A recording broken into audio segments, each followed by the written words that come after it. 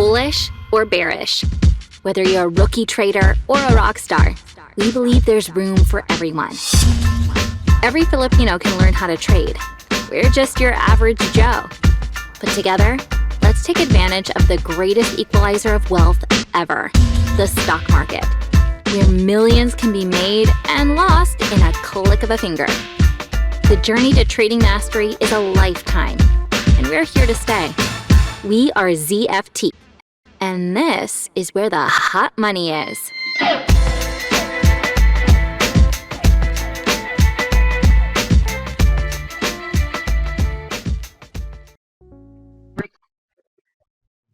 Yan. So, good evening guys. Welcome to our Ask ZFT podcast for this week.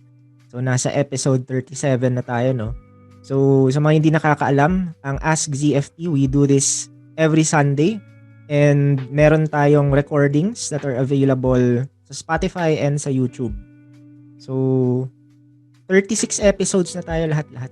Lain yun, no? So, we started this, I think, last 2020, and ever since then, every month meron tayong nire-release na 2 or 3 episodes. Yan. So tonight, ito yung title ng episode natin. So trading is not my priority. So this topic guys is sponsored. It's asked by one of our citizens. So meron tayong idea note. So if you look at our Ask ZFT Discord channel, may makikita kayong link. And if you click that link, so isasend ko yung link later, makikita nyo na you can post questions or topics na gusto nyong mapag-usapan during sa Ask ZFT. So last month, si Sir John Lopez, nandito ba si Sir John? Yan nga natin sa list of audience natin now. Parang wala si Sir John ngayon. So kung nasaan ka man Sir John, I hope you're good and you're doing fine. Ito yung question niya last month.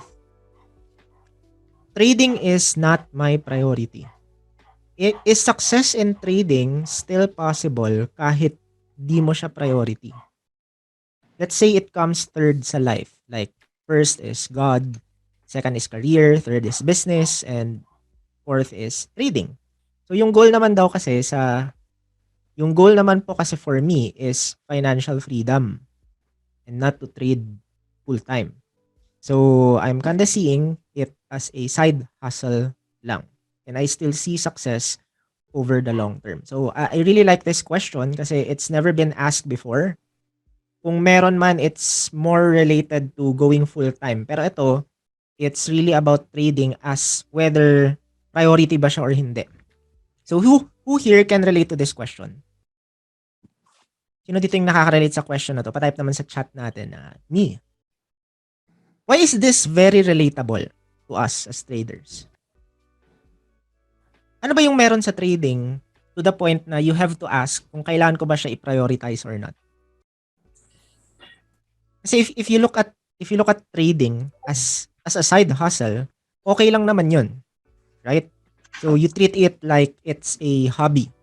So 'di ba pag may mga hobbies tayo, we do it kasi we love doing it. Not necessarily kasi we want to pressure ourselves to be better at it. So if your hobby is sports or basketball or maybe your hobby is art, so hindi mo kailangan na parang dapat talaga maging sobrang galing mo dyan.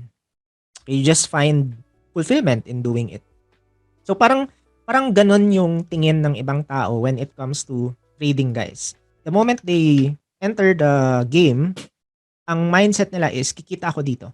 I mean, meron ba dito na parang yung tingin sa trading when they first did it is they want it to be just a hobby? Or parang gusto lang nila na parang pastime lang, parang ganun. I don't think may ganun. Kung meron man, you are an outlier. Kasi siguro mga 99% of all people who come to this game, ang mindset nila is gusto nilang kumita, gusto nilang magkapera. Okay? Oh, yan, meron tayong one person here, si Sir Peter Moso. Sabi niya, sa una daw, hobby lang yung tingin niya sa trading. Okay, so, there are people out there who think of trading as a hobby and I don't have anything against them. But it's just that, if you look at trading that way, I don't think that you have the right perspective when it comes to this game.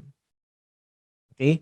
And the question of being successful in trading kahit hindi mo siya priority is parang ano siya, it's ironic to think about it. So bakit ironic? And bakit yung perspective ko on this question is very different from how Sir John Lopez think about it. So we have to go to the roots of this question. Kasi ang nakikita kong ugat dito is really this one. I want you guys to read the question that you see on your screen right now. Okay, so read it aloud or read it in your mind. What is success to you? I like to believe that yung definition natin of success at this point in your life defines how you see trading. Okay? So meron akong mga posts in the past and I'd like to read one of my posts here. So babasahin ko lang yung gist nito, no. So may pinost ako, ang sabi ko dito is, not everyone has the same definition of success as you do. Yung iba, ang definition nila of success is to become billionaires. Okay, gusto nilang magkaroon ng sobrang daming pera. And they want to own lots of property, may mga yate sila, may mga estate sila, they have a lot of houses, and they can spend whatever amount they want to spend on whatever they want to spend it on. So yun yung definition ng iba with success. Yung iba naman, yung definition nila of success is just being able to travel anywhere they want, being able to eat anywhere they want, anytime they want. Okay?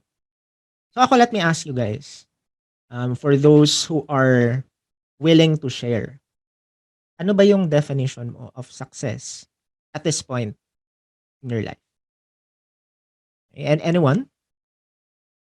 Para, ito, again, opportunity to be part of the recording sa Spotify, sa YouTube, para marinig yung boses nyo. Or if you don't want to open mic, you can share it sa chat natin. So, what is your definition of success? Meron bang gustong mag-share? Kung wala, okay lang din naman. Ayan, si Mariel. So, sabi niya, yung success daw sa kanya is being able to pay it forward. Okay, pay it forward. Lagi nating naririnig yung phrase na to. What does it really mean? It means that, for me, it means na you become successful yourself and yung success mo, you use it to help others. Okay, that's my understanding of this. So, being able to pay it forward and yung mag-overflow yung abundance sa iba. So, yun. Okay? Sabi ni Sir CJ, it's being able to achieve goals. But what are those goals? That's the next question. Or being able to become the best version of myself. Oh, napaka philosophical from Sir Neil. According to Sir Manuel, success is financial freedom. So, as you can see guys, iba-iba tayo ng definition of success. Okay? And what I find interesting about this is, most of the time, the way you define success is influenced by how others see success themselves. Okay, ulitin ko yun ha. So, how you define success is usually influenced by what you see sa iba or how others define it. Now, is that a good starting point for your definition? Okay lang ba na yung definition mo of success, being successful in life, is defined by what you see sa iba? Yes or no? Sino dito magsasabi na okay lang? Nothing wrong with that. As long as I'm following the right people, that's okay. So yan, may iba sa inyo sabi no, may iba sa inyo sabi yes. So ako, my take on that is, it really depends on the type of people or the type of environment that you have around you. So,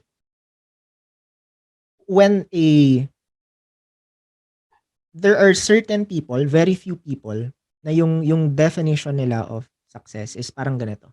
They just want to live a quiet life with enough resources, so not too much, not too little, just the right amount, with a great circle of friends and a loving family.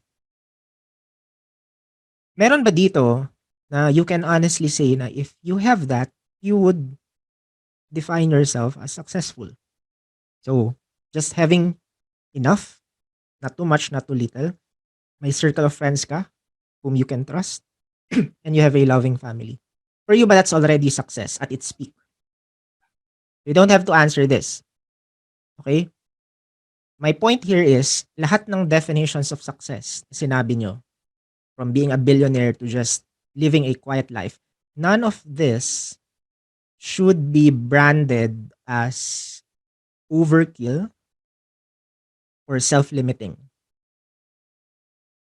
Ang nakikita ko kasi, usually, especially in the kind of community that we live in, not just in TR but in the trading and investing community, grabe yung influence ng ibang tao sa atin when we have to define what success is in terms of trading and in terms of life. Diba, ano ba yung nakikita nating mga ads when it comes to investing? Like when you go to YouTube, tapos you've been searching a lot about trading technicals, diba, lalabas yung mga advertisements. Ano yung mga, how do people portray trading or investing or successful trading and investing to us as the audience? Diba, sabi ni Sir Jacob, it's very materialistic. Yung bagong kotse, bagong lupa, the trade just 15 minutes a day and earn millions. Diba, ganun yung ganun yung mind setting, yung mind conditioning that the world around us is using para ma-define natin sa isip natin kung ano yung trading success. Okay, so it's about materials, it's about fancy things, and it's about the gains. Okay lang ba yun if that's how you define trading success or success in general? Maybe yes, maybe no. But the dangerous part about that kind of perspective is parang ganito. When people begin to define success in their own ways, so like living a quiet life, yun lang, yun yung success for you. Other people around you who do not understand the kind of fulfillment that you have in your own definition, these people will label you as self-limiting. Okay? Bakit ka nakokontento lang dyan? Pwede ka namang kumita ng milyon-milyon through this, through trading, through investing. Kung magaling ka dyan, you can earn a lot. Why would you settle for just having enough? Okay? So contentment and satisfaction is relative. And most of the time, itong states na to, no, of being are driven by faith and other personal beliefs. So I know most of us have different faiths. Yung iba sa inyo, iba-iba yung beliefs natin, no, about what life is all about. Ano yung living life to the fullest. So these are also influences to our definition of success. But I don't want you guys here in the community to change your definition of success just because other people define success this way or something different from you. Okay? And I want everyone to always rethink yung judgment nyo sa ibang tao na parang pag nakita niya sila, masaya na sila with what they have. And ako, guilty ako of this, no? Like, tayo, especially as traders, we understand, we think we understand how the world works. And we think we see all the opportunities around us. So sa markets pa lang, 'di ba? Parang every day there is an opportunity to double or even triple your money. It's very easy for us to fall into that temptation na you judge others based on how they see success kasi hindi sila nagte-trade or kasi hindi nila nakikita yung opportunities na nakikita mo. Do not fall into that kind of way of thinking. Okay? So if you find yourself like sneering on someone for trying to achieve so many things or for trying to achieve so little things, just understand that perhaps they have a different definition of success. So I used to post a lot about this question kasi I believe that how you define success determines how you make your decisions. So the next question here is, after defining what success is to you, now that you are trading, now that you are a trader, how does trading fit in your definition of success? So we're not yet talking about priorities, 'di ba? Kasi yung question, it's about okay lang ba kung yung trading is not my number one priority. Okay? Wala pa tayo doon. We have to answer this first. Nasaan ba yung trading sa definition mo or sa game plan mo, sa strategy mo of being a successful person? Because if wala yung trading dyan sa picture, then what's the point of pursuing it in the first place? I mean, that's my take on that. Okay? There must be a reason why you want to trade. Ito yung sinasabi nilang whys. Okay? Most people will define their whys as their family, as their personal development, or kung ano-ano pa yan, di ba? I know, familiar tayo of this because we see this everywhere. Okay? Lalo na sa community natin, when we talk to our AGs and we become a little bit emotional sa losses natin or even sa gains natin, no? We always think of our whys. Okay lang yan, walang problema doon. But in terms of the strategy, in terms of your game plan, where does trading fit in? Or is it like trading is a separate and distinct activity na kumbaga parang you are pursuing it pero wala siyang direct connection doon sa mga ibang bagay na ginagawa mo? If we go back to the question of Sir John, makikita niya doon, sinabi niya na yung number one niya daw is God, and then career, and then business, family, and then trading. So, the way I see it is, most of us, we see these aspects in our lives as separate. Okay? And you might not admit it, pero many of us, ganun yung perspective natin. Like trading lang yan. As is yan. Wala yung, kumbaga, it's a distinct activity. Kung meron man siyang relationship sa iba, it's very minimal. So, if I'm a trader, I'm just trading. If I'm an employee at the same time, then yung work ko as an employee should not influence how I trade, and how I trade should not influence how I work as an employee. Yung role ko as a father or as a wife, as a son, as a daughter, it should not influence my role as a trader and vice versa. But the reality is it's not the case. Okay? Because trading, guys, affects everything that you do. Do you agree with that? Trading affects everything that you do.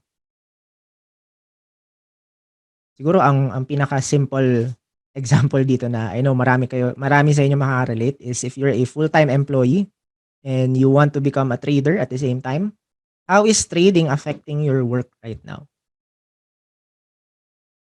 Okay ba? Mas naging productive ka ba dahil sa trading, or mas marami kang natutunan na ways to ano ba yung sinasabi nila, like alt tab, 'di ba? Alt tab na skill. So pag hindi nakatingin yung boss mo sa monitor mo, so naka-alt tab ka sa Instagrams, naka-open yung broker account mo. Or what if may something sa bahay na parang may problema, ganun. So let's say you and your husband or wife, you argued. Yung argument ba na yun, does it spill over to how you would trade for that day? I think yes. If you say na parang wala naman sir, I think you're lying. Kasi there will always be that spillover. Okay? So what is trading to you? Siguro pwedeng yun muna yung question before you understand or before you figure out saan ba nagfi-fit yung trading sa definition mo or sa game plan mo of success. What is trading to you? Is it a means? Is it a side hustle tulad ng sabi ng iba? Should it be a business? Sabi nila trading is a business daw. Ako yung tingin ko sa trading is ganito. Okay? So the common way of looking at it is it's a means daw. It's a means to achieve something. But I would look at trading as an enabler. Okay? Type nyo nga sa chat, enabler. Trading is an enabler. Okay? Why? Okay. Meron akong papakitang image sa inyo. So I posted this before. I'm sure marami sa inyo hindi to nakita kasi sa ano ko siya, pinost ko siya I think 2 years ago, back in 2020. So, what you see right here guys is my personal game plan of how I will use trading to achieve my definition of success. Okay? Where does trading fit in my world of being a successful person? So, what you see here is something that many people don't talk about. Okay? And I think many would even consider as controversial. Okay, bakit? Kasi we are conditioned to think that if you are a trader, ang dapat na gawin mo is you have to be really successful in trading to the point na trading na yung bumubuhay sa'yo. Hindi to about being full-time, okay? This is not about going full-time or leaving your job, resigning, and just focusing on trading. Okay? But yung definition ng tao, ng karamihan of a successful trader is trading na yung bumubuhay sa'yo. Are you aware of that kind of thinking? Kasi ako araw-araw nakikita ko 'yan sa ano natin sa newsfeed natin. Minsan sa TR we can see it. But the way I see it is it's not the case. Okay? When I opened my first account back in October 2016, at the back of my mind, ito yung first thing na in-establish ko sa sarili ko. I will fail as a trader. Okay? Now this is something very paradoxical with my personality kasi I was very egoistic. Okay? On one end, I know I'm an achiever in life. Marami akong na-achieve that many people have not achieved in their life. Okay, academics wise, career wise. So I had that ego. But at the same time, risk averse ako. You know what risk aversion is? Means I don't like to take risk. So I don't know if it's because parang wala akong room for failure in those moments in my life, or siguro parang dahil sa influence ng childhood ko or how I was brought up, hindi ako marunong mag-take ng sobrang grabe na risk. Okay? Now, risk in terms of financials and in terms of yung tipong I would go outside my comfort zone. Okay? That's not the kind of person na na that's not who I am as a person. So itong dalawang traits na to guys, no, itong being egoistic, being an achiever, and being risk averse, they clash. Nagka-clash sila. And it caused a lot of problems when I was starting. Pero alam ko, even if ganun yung nangyari sa akin when I was starting, I know ano yung roadmap na tatahakin ko for me to get the definition of success that I want through trading. Okay? What I needed to do is to survive the long game. Okay? And I knew through observation, looking at others, looking at my mentors, looking at people who are allegedly successful in trading, nagets ko agad ano yung logical flow behind it. Okay? So first, you have to learn. And then from learning, you have to improve. And as you improve, here's the thing with trading, guys. Okay, listen very carefully. As you improve as a trader, you will notice na hindi ka lang sa trading gagaling. Hindi ka lang gagaling sa pagbasa ng charts or compute ng risk mo using VAR. Okay? You will begin to add and develop new skills along the way. It's a natural byproduct of being a trader. If it's not happening to you guys at this point, so yung iba siguro mga nasa less than a year pa lang kayo nagte-trade, hintayin nyo, mga around the second year or third year, you will notice na nag-e-expand yung skill set mo because of trading. Okay? So, ganun yung naging game plan ko. Learn, improve. You add skills. And when you add skills, your network expands. Why? Because people are attracted to other people who have a lot of skills. Sure na credentials are good, having good grades, it's good. Pero in terms of in terms of attraction, talaga yung skills yung magnet eh. And with the right network, here's what happens. If you have the right network, this network can do wonders to you. So it's either this network teaches you more skills, okay? So parang yung skills mo na compound, or this network gives you the resources to develop new skills. So it can go both ways. Okay? So what I did, guys, is I know na sa simula I will fail. I know that I will have a lot of losses. So I wanted to hedge that. Okay? In accounting, pag sinabi nating you hedge something, it means you offset the risk of one activity or one investment with another investment. Okay? So I hedged that failure with success in another line. And people will call it, you're playing safe. You know, there are gurus, there are mentors out there. Yung mindset nila is, dapat all in ka sa trading. Dapat wala kang safety net. Dapat wala kang fallback. Kasi if you have a fallback, yung fallback na yun, it will tempt you into thinking na okay lang kahit hindi mo yan priority. Kasi kung mag-fail ka dyan, edi, may fallback ka naman.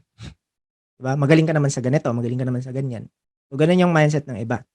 Kaya medyo gets ko yung idea na dapat bang priority ko siya. So anyway, I don't succumb to that kind of mindset. Sa akin kasi is, I don't mind playing safe so long as I increase my odds of being successful in the activity that I want to master.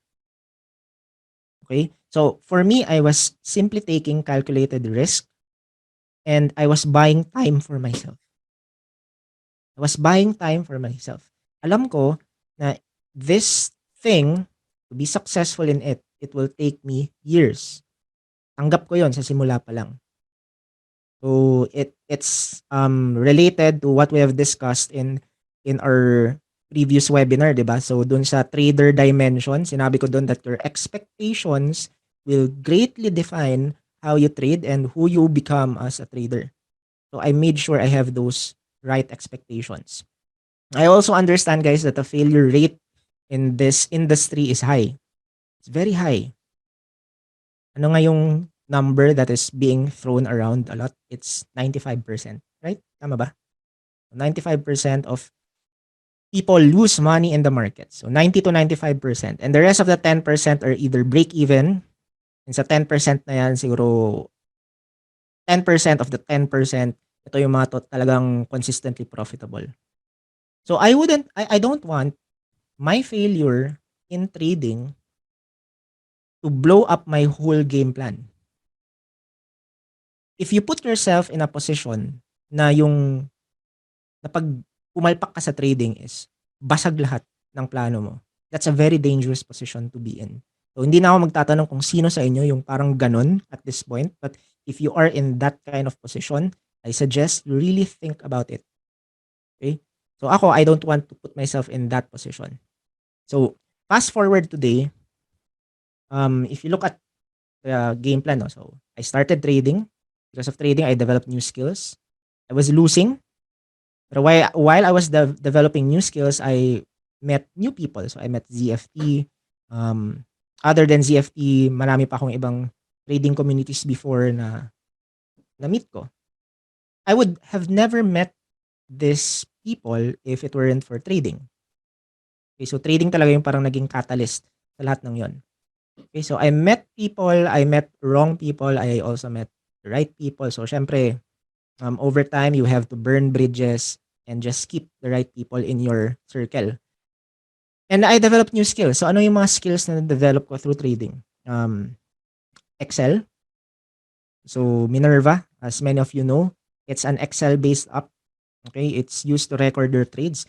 Hindi ko yung magagawa if it weren't for trading.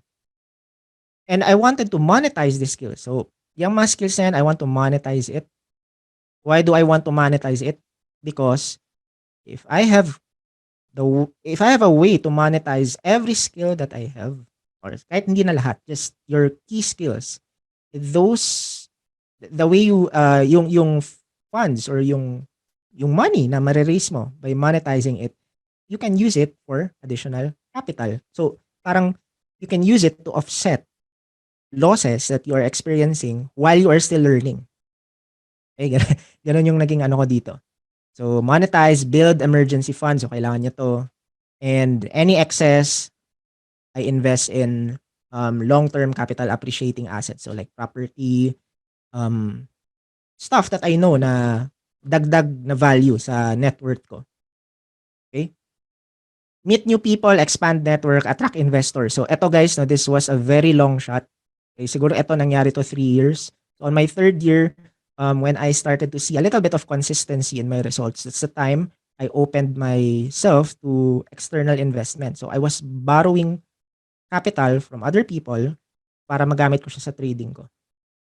Okay? If you want to go down that route, you want to become a fund manager, so pwedeng-pwede yan. But you have to make sure that you are confident with your system and with your skills. And you have to make sure na yung network, kung kanino mo kukunin yung mga resources na yan, are people who really trust you and who understand what you're doing. Hindi sila yung tao na habol lang nila is gatasan ka. At pag nag-fail ka, they put all the blame sa'yo. So there is a risk to that. Okay? So yan. Now, etong nasa gitna, this is trading. Okay? Start trading, lose smartly, learn and improve, achieve consistency, play larger, compound. Okay? But everything around it is influenced by my progress in trading. So this is my game plan. And the end goal of all of this is my personal definition of what success is. And that's it. That is living life to the fullest and lifting others up. I know it sounds corny or masyadong cliche pakinggan, diba? But that's how I see my fulfillment as a person. Okay? So, the point of this diagram, guys, is you have to play your cards right. Of course, maybe this diagram is not applicable to you kasi iba yung circumstances where you are right now. Okay? But there are some things that you have to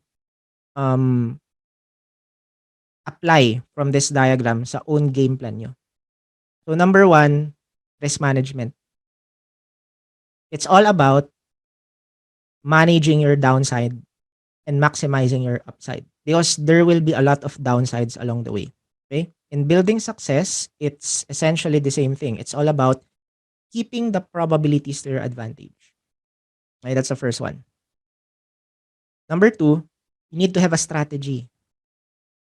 Hindi pwede na you leave it all to what happens in the future. Yung parang bahala na si Batman, yung ganong klaseng mindset. You have to strategize as if you're in a battle where the enemy is 10 times better than you. Okay, ganun dapat yung level of planning nyo dito. So as early as now, guys, if you are in a position na parang tingin mo sa trading is side hustle lang or wala talaga siyang specific role sa roadmap mo as a person, I suggest integrate mo na. Kasi once you integrate it, once makita mo kung nasaan siya sa buong picture, that's the time you stop asking kung priority ba siya or hindi. Nagets niyo ba yun? Once you see it where it lies, what it really is, ano yung kaya niyang gawin, okay? How it will enable you more as a person, how it will add new skills, expand your network, aside from the monetary gain. Okay? Yung monetary gain, lagi namin sinasabi, it's just a byproduct of you being a successful trader. Pero aside from that, try to look at the bigger picture. Ano yung mga added value na you'll be having if you become successful as a trader? Okay, so siguro dito pwede kong isingit si Mariel. No? So sabi niya kasi dito, meron daw siyang gustong i-share. Yan. So I waited just para ma-explain ko lang yung diagram. Okay, go Mariel. What you want to share to our Boss, audience? parang maingay dito sa place ko. Pero malinaw ba ako? Yeah, very clear. Nandun sila kas sa back. Anyway, um, Ako, I just wanna share my journey, no? Kasi I started talaga na yung thinking ko talaga, boss, is full-time trading yung magpapabuhay sa akin. Parang ganun talaga yung, kasi yun yung nakikita ko online, yun yung nakikita ko sa ads, di ba? Na you don't have to be in the corporate job, ganyan-ganyan. But then, I think it became a limiting belief for me kasi parang I was so focused enough na hindi na ako nag-grow sa ibang aspects. Like, we have that, di ba, hindi lang naman trading ang buhay natin eh. Kumbaga parang ganun. So, the moment na in-address ko siya, boss, parang nag-overflow siya sa ibang bagay. Parang tama si Boss Yuri eh. So, some of the things that we talked about is, you need to fix your life before maayos yung trading. Rather than trading, tapos life. Parang ganun, boss. So, what happened was, I focused on trading, yes, mastery, ganyan. But the skills that I developed in here, I I tried to like transfer it into other things. Iba na yung naging perspective ko, iba na yung mindset ko, and it became so like, na-feel ko na exponential siya. How? Kasi parang at this point in time na reach ko na yung um, more than initial goal ko na dapat worth ko every month. Parang ganun. And it wasn't trading talaga na alone na nag-unlock nun. Rinig ba ako, boss? Yeah. Narinig kita. Yeah, yan. So parang, yes, nabot ko siya because not only because of trading, but once I did that and I used trading to compound it, parang di ba, boss, parang di ba, income and then compound and then siguro take profits and then doon ako maglalabas kapag nagawa ko na yun. Hindi yung ano lang, basta parang may circle siya sa akin. And I think you discussed one time sa isang Ask ZFT podcast na be able to upskill, 'di ba? Yung ganun. So parang I don't remember what episode that was, pero yun talaga yung nagpa-open ng eyes ko na oo nga naman na may skills ka na pwede ka pang ma-develop because of trading lang and then you can apply it to that. So now, boss, going back dito sa pinakita mo, no, I think I saw this na before. Yeah, But 2 years hindi ko ago. siya, yeah, pero di ba kasi, 2020 batch mga pala ako, guys. But hindi siya nag-sink in sa akin kasi hindi ako nakarelate eh. I don't see it yet. But now that I'm looking at it, parang, huh? Ito pala yun. Parang, if there's parang, for me na, tawag doon, parang formula na to get where you are faster, it's this one. Parang ganun. Kasi hindi lang siya focus sa trading, but it's also focus on other things. So tama ka din, boss, dun sa kung priority mo, kung pang ilan ba siya sa priority mo. And before you do that, you have to establish what is really success for you. So yun. Ganda. Thank you, Mariel, for sharing. I like what she said regarding yung marami siyang na-develop because of trading. Kasi you have to stop thinking about compounding capital. Diba sabi nila compounding is the eighth wonder of the world? But we typically attach the term compounding with money. You have to stop thinking about that. You have to start thinking compounding skills. Kasi if you compound skills, the compounding of capital will naturally follow. Okay, do you get that, guys? So at this point, siguro ito parang point of reflection lang for all of us here. Ano yung mga bagay na tingin mo kayang i-develop ng trading sa'yo? Kasi meron na tayong natural skill set. But how does this skill set fall into you being a trader? So sa akin siguro nagkataon lang talaga na I'm a CPA and trading is, well, it's really within the scope of our profession if you think about it. So investing, pinag-aralan namin yan in college. Pero maliban doon, ang daming na-develop like the way I speak, communication skills ko. I'm an introverted person. Pero because of trading, because of me engaging constantly with the community, wala pang TR back then, so it's just the trading community as a whole. Because of trading, I was able to develop that. Nag-vlog ako because of trading. So I love to write even before trader ako. Pero dahil sa nag-trade ako, ang dami kong experiences sa losses, self-discovery, and all of these things, I started writing and my writing improved. Teaching. I'm a full-time teacher before, pero because of trading, mas na-streamline ko yung skill ko in teaching. Siyempre, Excel. So, siguro sa lahat ng skills na na-develop ng trading sa akin, it's my skill in terms of programming. So, Excel, Ame Broker, these things. Kasi rare skill kasi yun eh. And I was really able to, kumbaga parang hindi siya naging byproduct, naging main product na siya. And siguro nakikita nyo naman guys, 'di ba? Ako, I'm very transparent about this. I don't I don't believe that trading is what would make me wealthy. And I know many of you will disagree with that, or siguro sa iba masakit 'yun sa tenga. Ano pang reason why we call it trading republic if that's not how you think about trading? Ako, I don't see it that way. I see trading as a way to compound my skills. And my skills is what will bring me wealth. Okay, so ganun siya.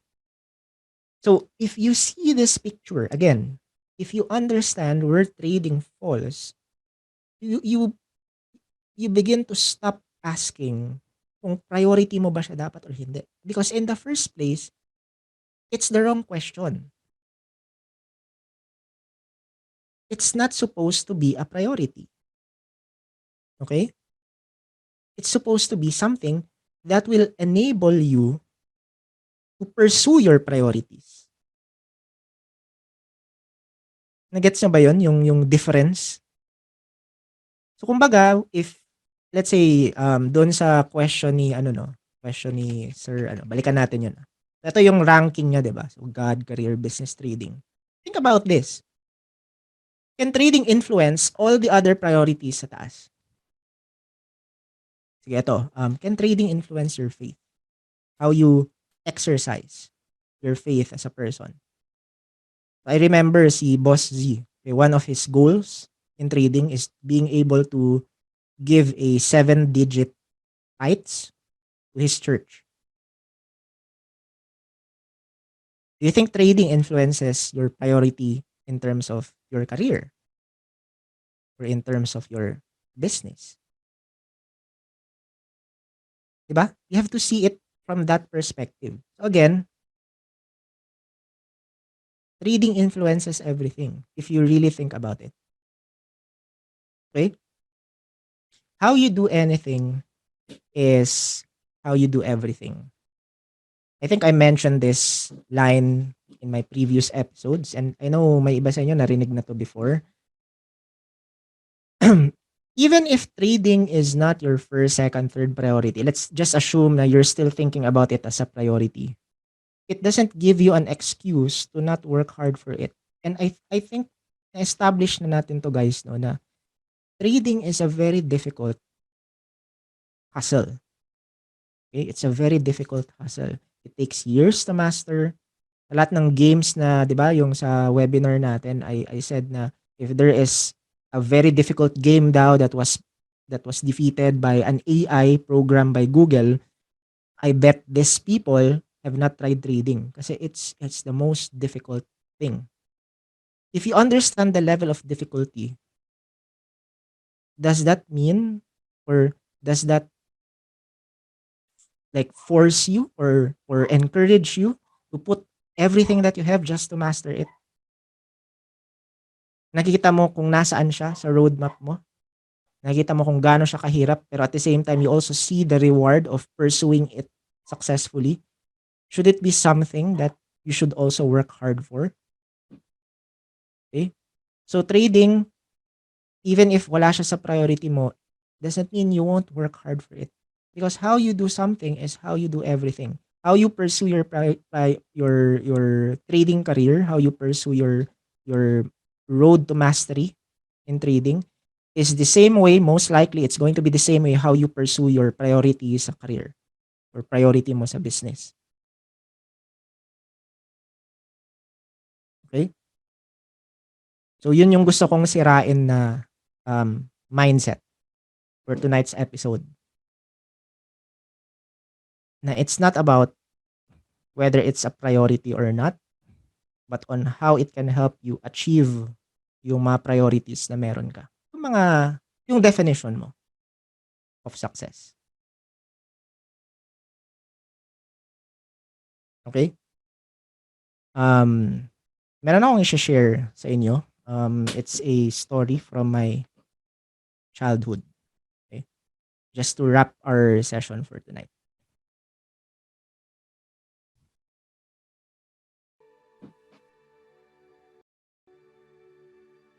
I want you to listen, guys, kasi never shared this before.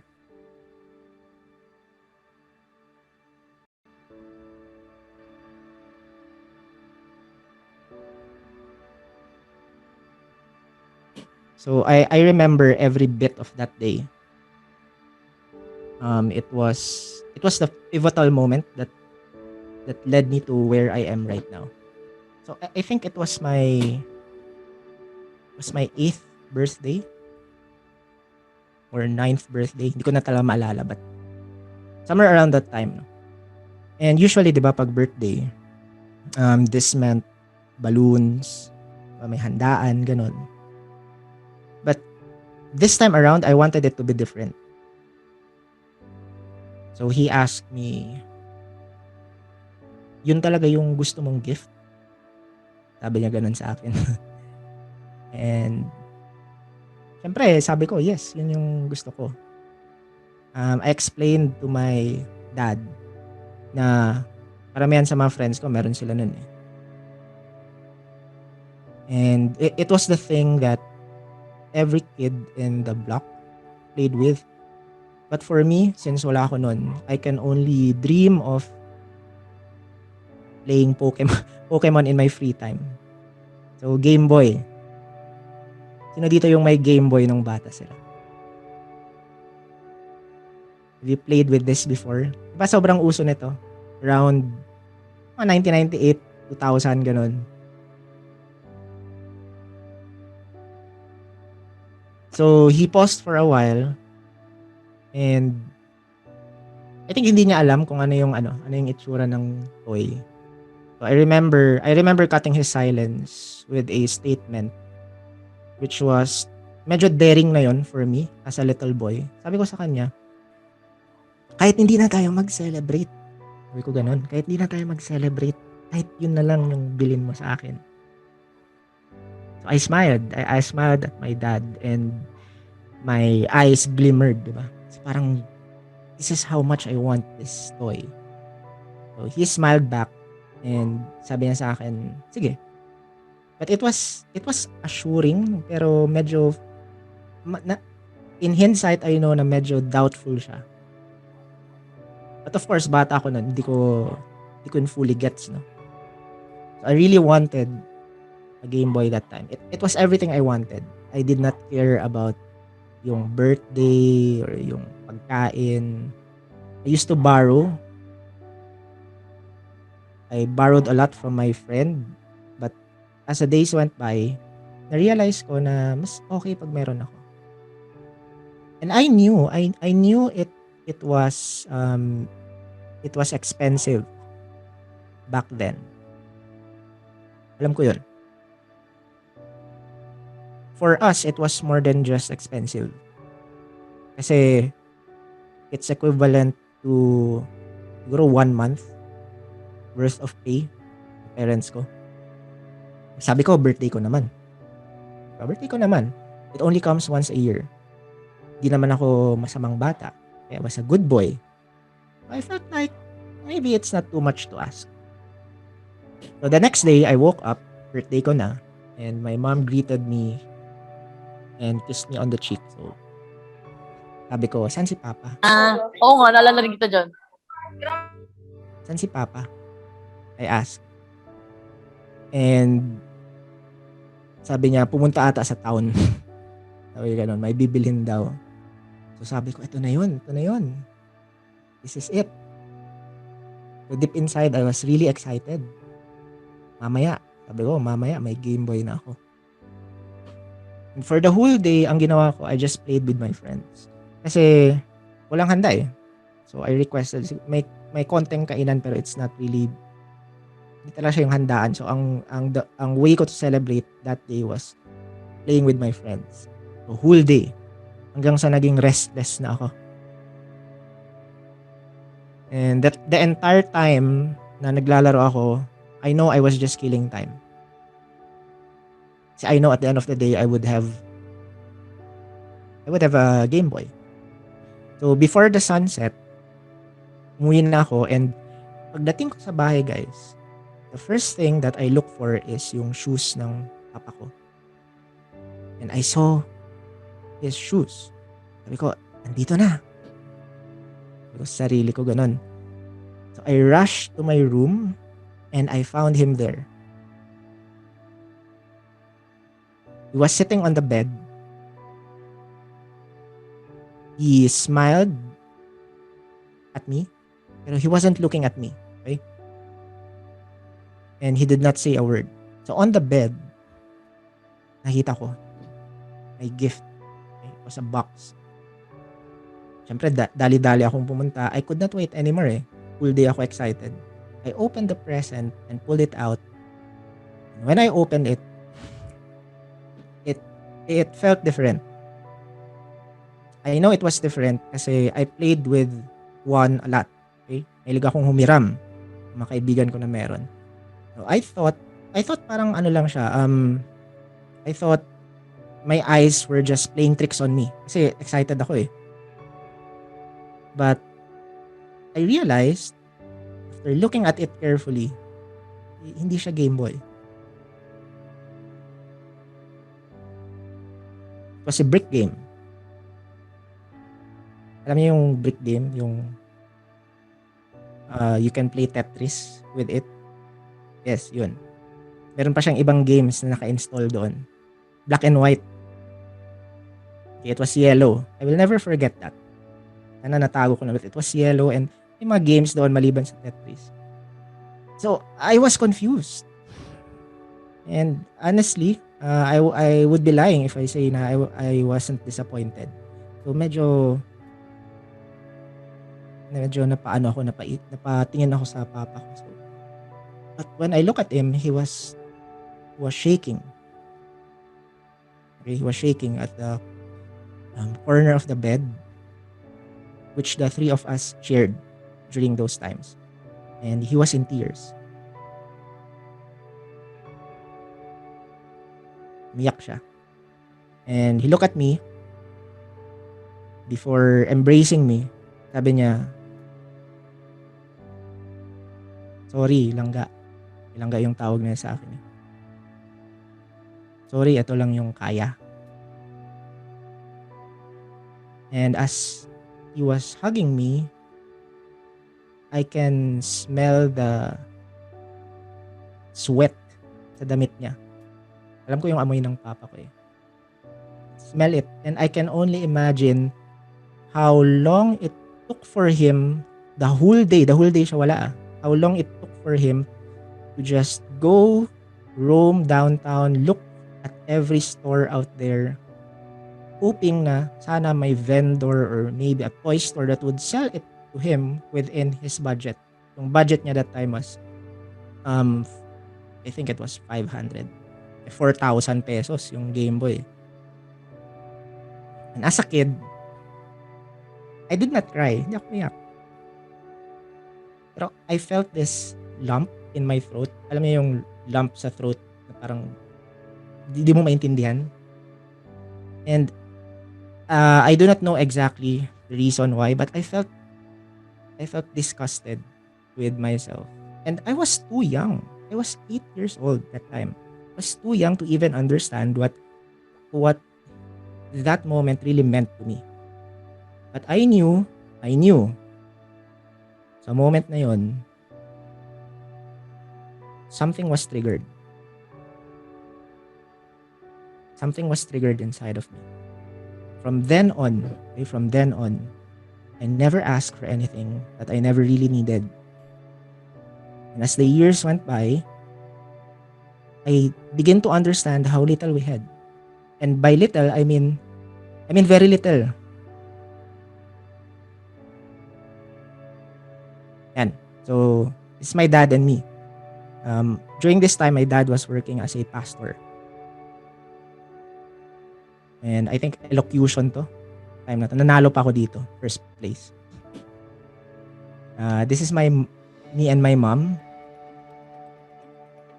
My dad. Ito yung first house namin. And this is us now. So, this was taken during the birthday of my sister. Just last month. So, nasa ano na kami? Nasa new house na binili ko back in 2019. So, here's the thing, guys. Okay, here's the thing. In all those years, we never owned a house, but they made me feel at home. We never owned a house, but they made me feel at home. We do not own a car, but they made me feel that I could explore the world. We do not own any acre of land during that time, but they made me feel that they will support me every trip, every step of the way. And we never had millions in the bank, but they made me feel that I was priceless. I know this is cliche, corny pakinggan, no? But I wanted to share this because in hindsight, this is what made me understand trading more. That someday I wish that I could give them the life that they gave up just to put me where I am right now. That for me is success.